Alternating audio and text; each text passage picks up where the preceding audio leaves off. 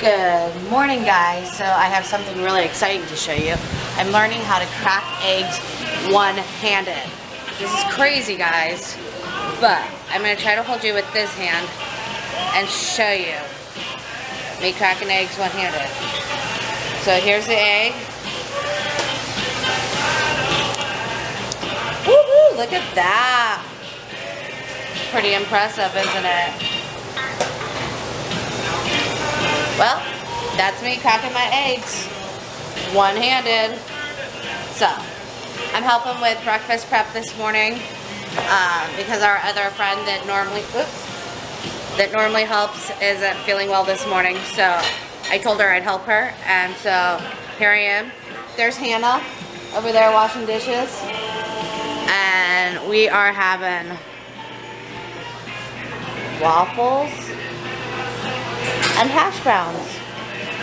I don't know what you guys can see, but I hope you guys got that. So, just because I'm not going to Africa doesn't mean that I don't get to help with things. So, I'm helping with breakfast prep this morning. Hope you guys are all having a great morning. And can't wait to see what's going to happen throughout the rest of the day. Here we go.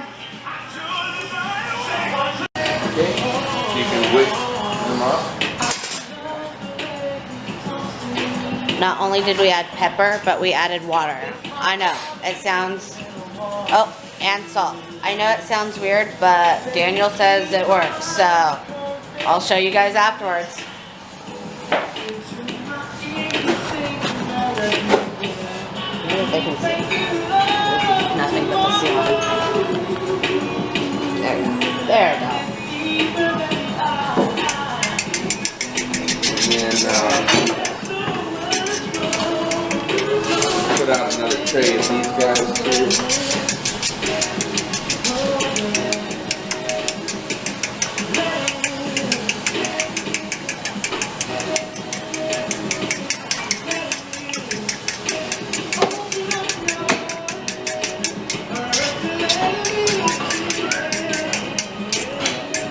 Get over here, egg. Let me whisk you up.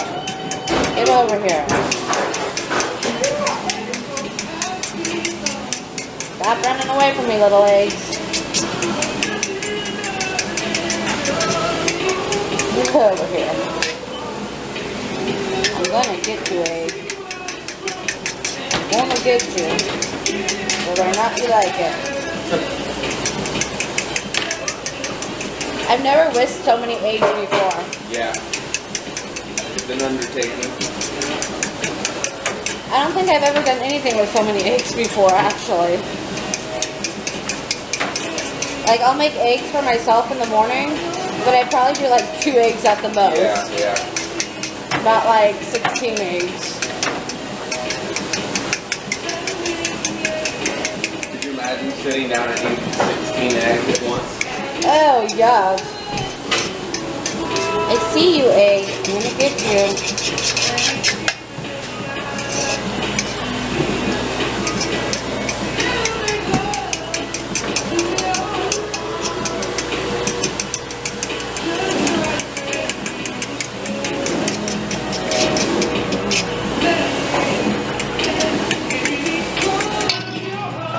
Look at these wonderful whisked eggs. Beautiful.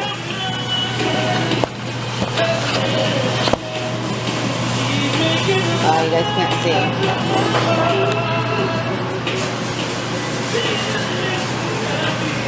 Okay. Daniel, say good morning. Guten Morgen.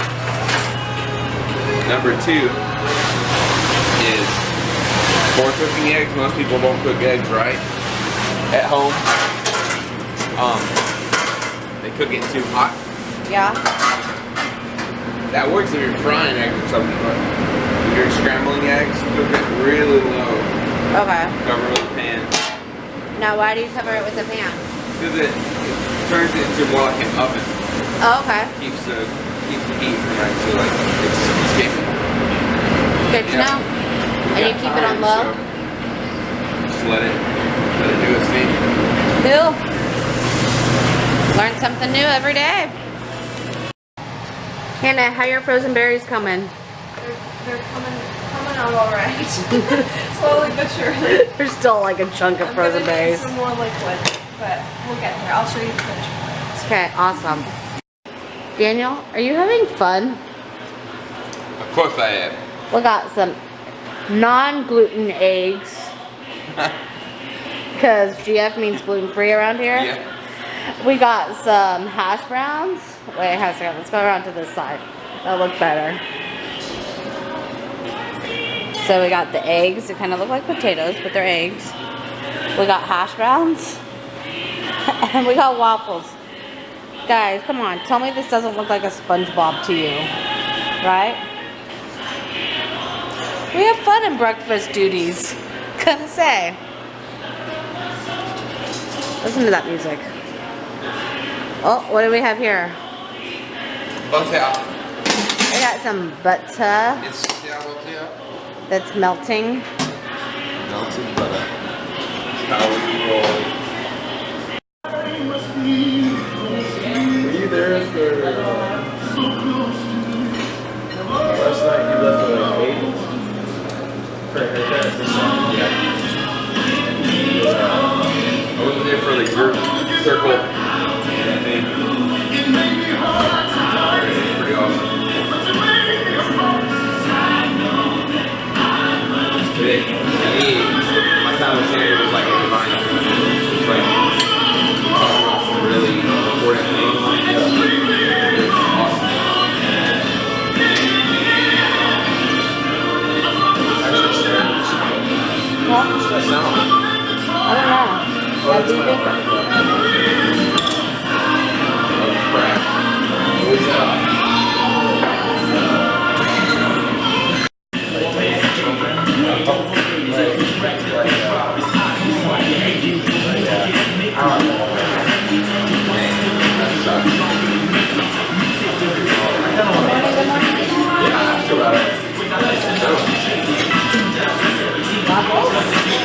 What's up, ladies?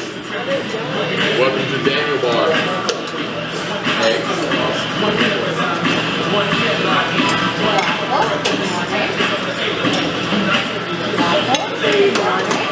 I bet you can't tell what they are. So I'm going to tell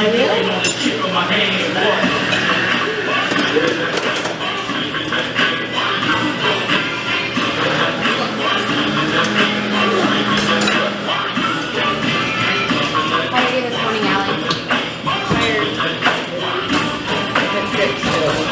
Sorry.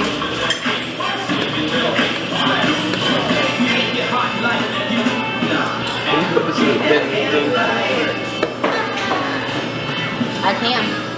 I have the ability of doing it.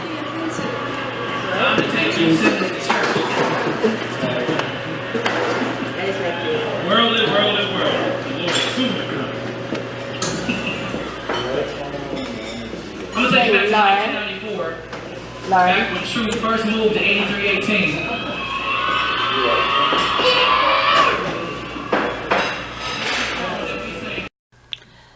So breakfast time is over and I'm just trying to get some things prepped for the rest of the day. Our day starts in about half an hour, about 8:30, with inductive Bible study, which I love inductive Bible study. So I think I'm gonna go to the mailroom, drop something off, and then go take a walk around the path for a little bit. So let's go. It's gonna be an awesome morning. So I really like Romans a lot. Obviously it's a letter or an epistle. Letters are really cool to read because they're always addressing like a particular issue or subject. So you know, you can, if you kind of become familiar with the letters, you can kind of thumb through and address some of the things maybe you're struggling with. So again, as Lisa had mentioned in Philemon last week, I believe, you know, Philemon or a letter is one side of the conversation, right? So here's Paul writing this letter to the Romans, and we don't know the Church of Rome's response, but we get to read Paul's side of things and kind of guess and draw some conclusions as to what they're struggling with. So, would someone like to read? Appeal to you, therefore, brothers, by the mercies of God, present your bodies as a living sacrifice, holy and acceptable to God, which is your spiritual worship. Do not be conformed to this world, but be transformed by the renewal of your mind, that by testing you may discern what is the will of God, what is good and acceptable and perfect. For by the grace given to me, I say to everyone among you, not to... Okay. Transitions are in here. So there are a couple relevant background facts that we're going to want to keep in mind. The first is that Romans was written to Jewish Christians and Gentile Christians. Okay, so pretty self-explanatory, but obviously prior to Jesus there were Jews, and then then there are Gentiles, so those who were not Jewish. And when Christ came, some of the Jews saw him as the Messiah, became Christians, but they still held on to a lot of their beliefs, because, you know, if you always grew up as a Jew, you're not going to just ditch everything. And you had Gentiles who became Christians, and they were kind of hanging on to their more pagan beliefs and you know, struggling with being grafted in. So the main thing that you need to understand is that these two groups were not getting along. They didn't play well together. So you have the Gentile Christians who are like, you know what sounds really good for dinner? Pork. Let's have that at our celebration. And you have the Jewish Christians who are like, we really want to observe these holidays, and we really want to do church on Saturday. We want to meet in this place, or you know, they just were not seeing eye to eye completely theologically, and so there's extreme disunity. Okay, the whole book of Romans is based around and hinges on this idea of disunity and how to correct that. So,